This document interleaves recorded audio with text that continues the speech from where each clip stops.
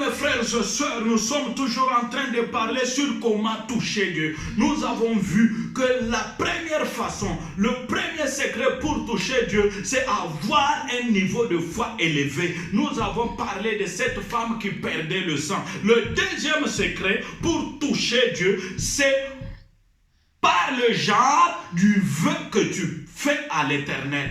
Tu peux toucher Dieu par les genres du vœu. Écoute, j'aimerais te dire, il y a des façons, il y a des secrets pour provoquer ta bénédiction, pour arracher ton miracle, pour arracher ta délivrance. Écoute mon frère, ma soeur, dans la vie, le gens qui réussissent, ce sont des personnes qui ont découvert le secret de la réussite. Je te communique aujourd'hui les secrets pour provoquer ce qui est en Dieu. J'aimerais te dire une chose, dans le Seigneur, il y a ton miracle, dans le Seigneur, il y a ton mariage, dans le Seigneur, il y a ta guérison, dans le Seigneur, il y a ton voyage, dans le Seigneur, il y a ton travail, mais il faut savoir le provoquer. N'attends pas seulement que Dieu vienne vers toi, n'attends pas seulement que Dieu te touche, tu peux toucher Dieu, tu peux le toucher, comme cette femme avait touché Dieu et recevoir ton miracle.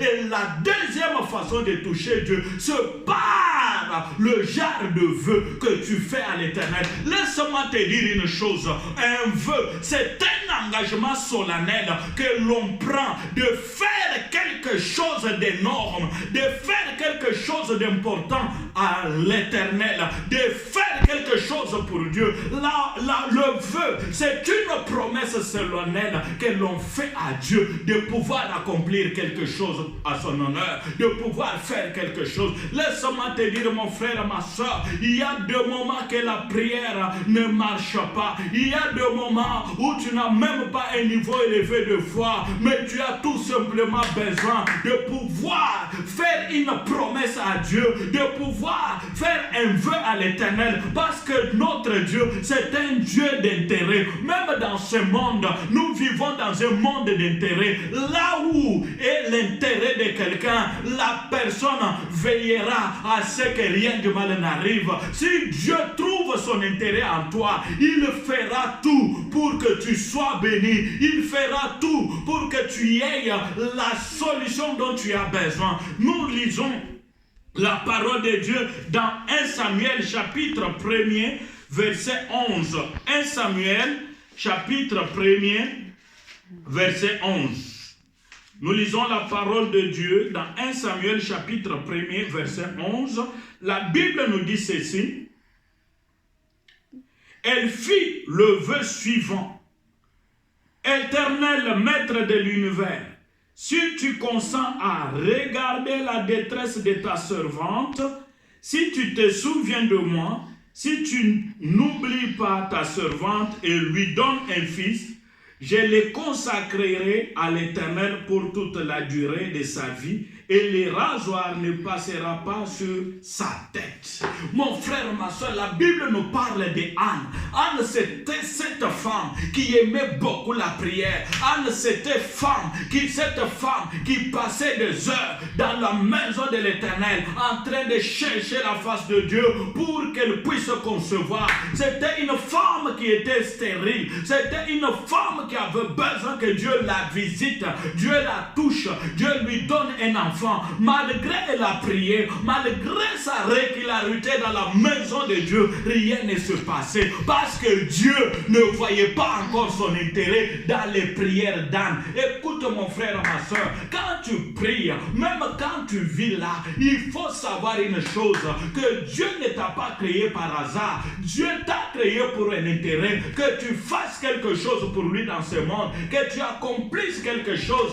Même Adam et Ève, quand ils ont été créés, ils devaient prendre soin du jardin d'Éden. Aujourd'hui, bien-aimés frères et sœurs, Dieu veut voir quelque chose qu'il peut obtenir, quelque chose qu'il peut avoir de ta part. C'est pourquoi, tant que Anne ne pouvait pas manifester les intérêts de Dieu, rien ne pouvait marcher. Mais le jour où Anne a compris qu'il fallait faire un vœu à l'Éternel, elle a pris la décision, elle a dit, Seigneur, si tu me me donnes un enfant, si tu te souviens de moi, je t'offrirai cet enfant, je te le consacrerai pour le reste de sa vie, il sera à ton œuvre. Oh bien-aimé, là où était Dieu, Dieu s'est senti touché. Il a dit, voilà, la femme est arrivée. Voilà, elle est arrivée au niveau où je l'attendais. Bien-aimés frères et sœurs, Dieu, à cause de cet engagement sacré, à cause de cette décision que Anne a prise, Dieu a décidé de lui donner des enfants. Non pas seulement un seul enfant,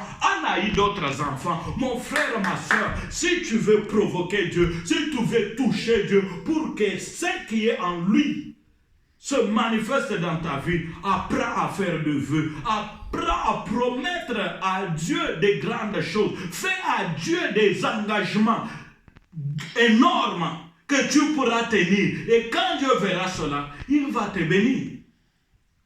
Ce n'est pas n'importe quel genre d'engagement.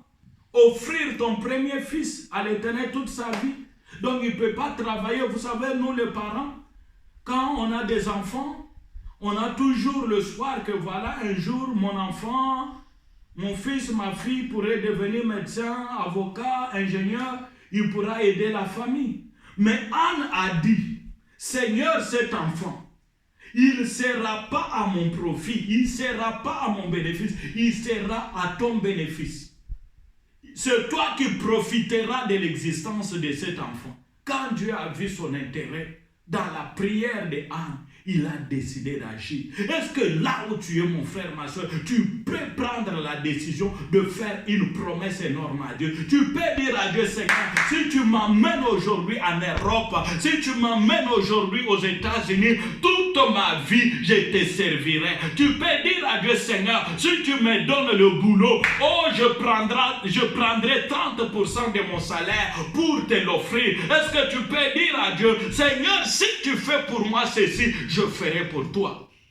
C'est là. Écoute ce que la Bible dit dans Ecclésiaste 5. Ecclésiaste 5, verset 4. Ecclésiaste chapitre 5, verset 4, nous lisons.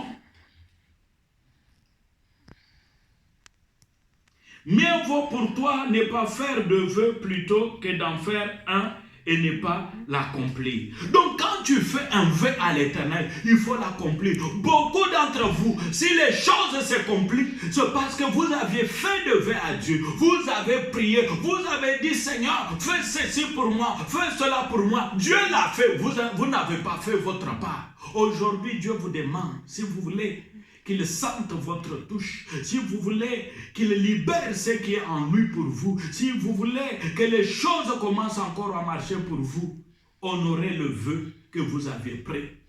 Faites-lui un vœu, faites-lui une promesse et vous allez voir sa gloire. Que mon Dieu vous bénisse, que mon Dieu vous soutienne, que mon Dieu vous ouvre des portes, que mon Dieu vous délivre au nom puissant de Jésus. Amen.